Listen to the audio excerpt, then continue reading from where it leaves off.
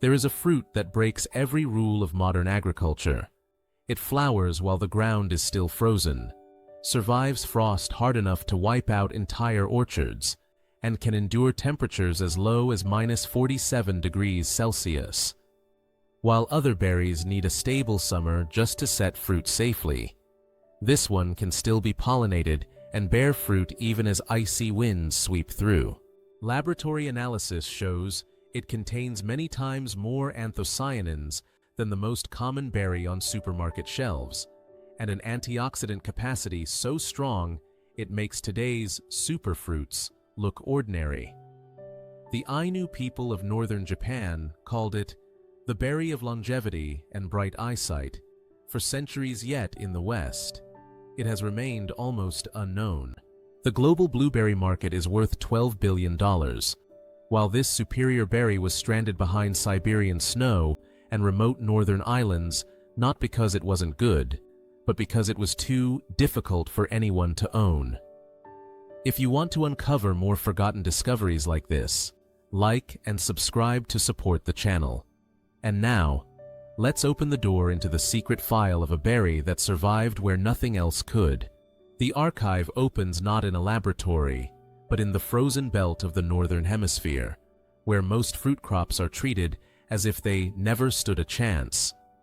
In the taiga of Siberia, the mountains of Hokkaido, the wetlands of northern Canada, and the tundra of Kamchatka, a small shrub has persisted for millennia, as if cold were its native habitat. Honeyberry, Lonicera caerulea, is a circumpolar species, growing in a ring around the top of the world. In 1755, Russian explorer Stepan Krasheninnikov documented it in his landmark work on Kamchatka, describing dense stands of blueberries with a delicious taste. But science arrived late. Long before that, the Ainu people of Hokkaido named it Haskap, meaning many berries on a branch, and revered it as the berry of long life and good eyesight. At the same time, in Russia's Far East, Jimalost entered folk medicine. In northern Canada, First Nations and Inuit communities treated it as a seasonal food. Multiple independent cultures chose the same fruit in the harshest cold on Earth. So what did they know that the modern world overlooked? And the answer begins with why the West barely knew its name at all. For most of history, honeyberry didn't fail in the marketplace. It was hidden by geography and systems. Its three main regions, Siberia and the Russian Far East, Japan's Hokkaido, and the boreal forests of northern Canada, sat far from trade hubs and often behind political barriers. When the Soviet Union began breeding commercial varieties in the 1950s, the world slid into the Cold War. The Iron Curtain made scientific exchange nearly impossible. One blunt observation captured it. Historically closed societies made publishing information about this edible blue honeyberry extremely difficult.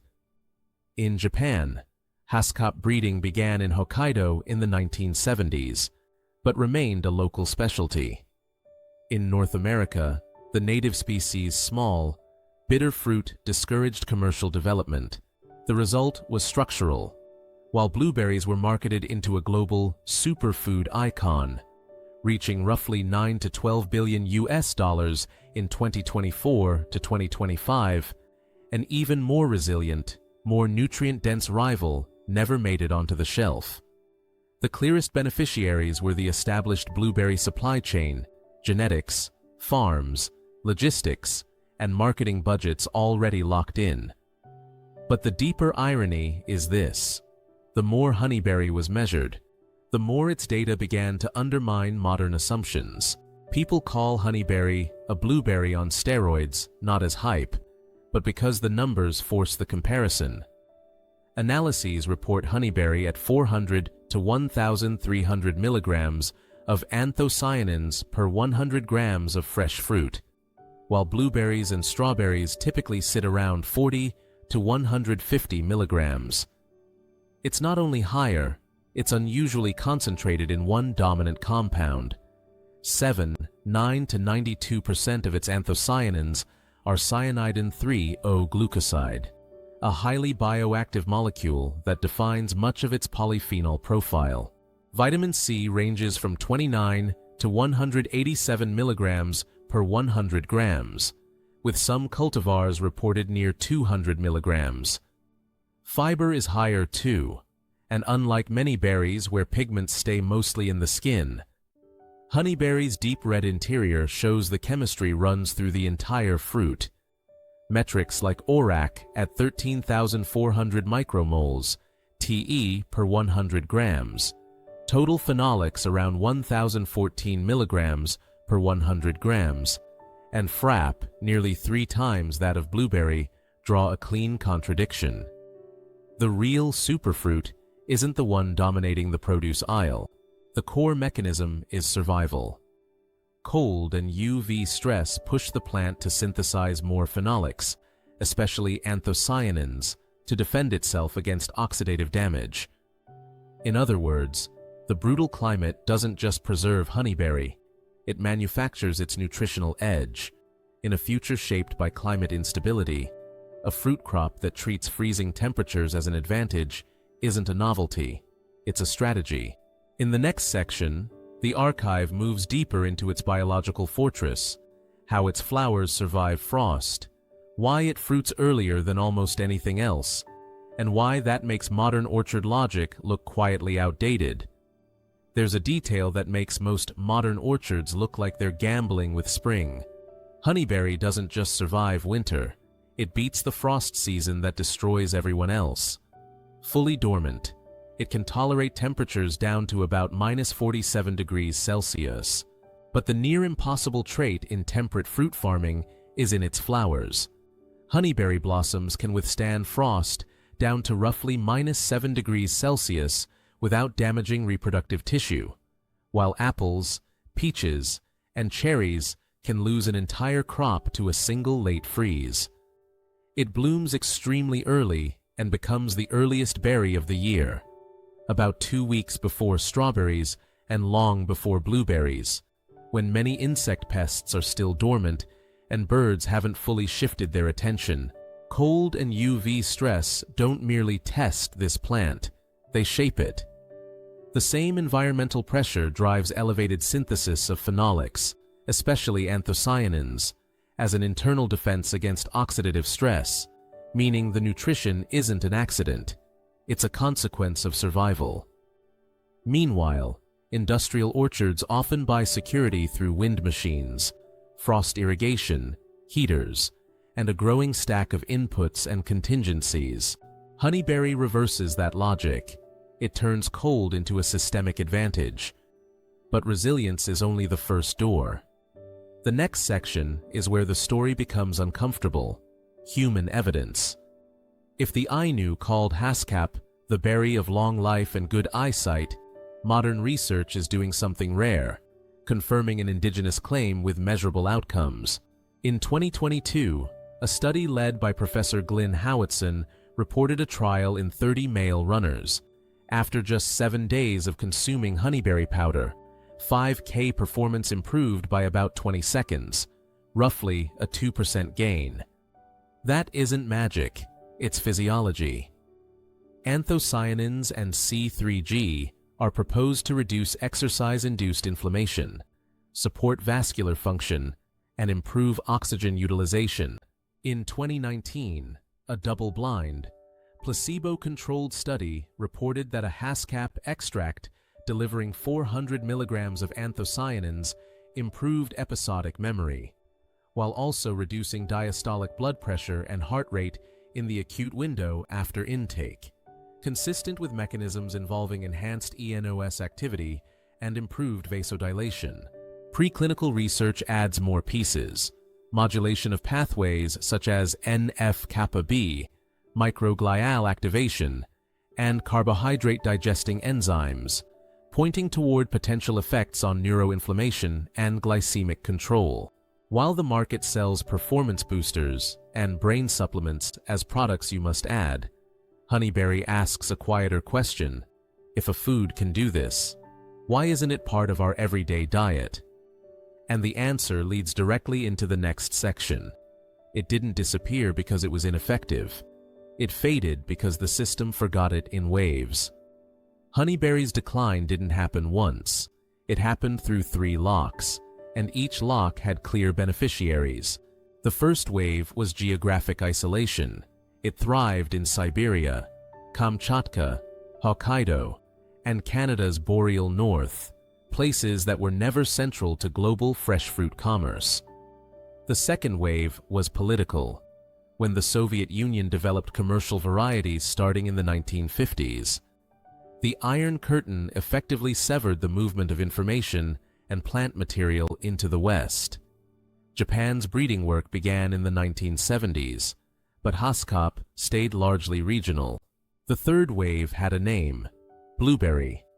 By the late 1990s, when honeyberry breeding programs finally began to emerge in North America, blueberries already owned the infrastructure, supply chains, brand recognition, and marketing budgets.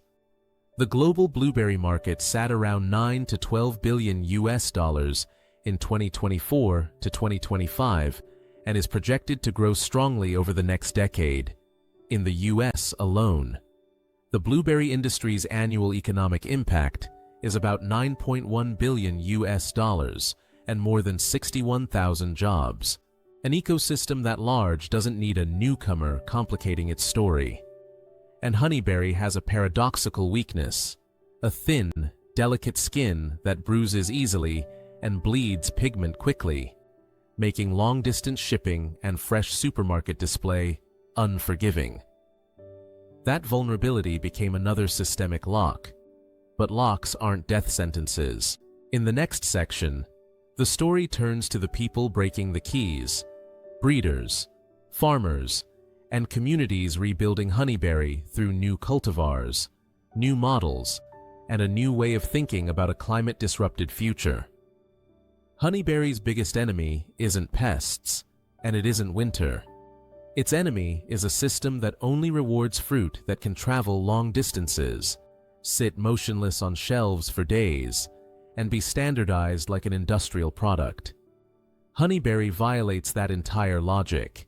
It requires cross-pollination, meaning growers need at least 2 different cultivars for reliable fruiting, more complicated than the one variety across the whole farm model that industrial supply chains prefer.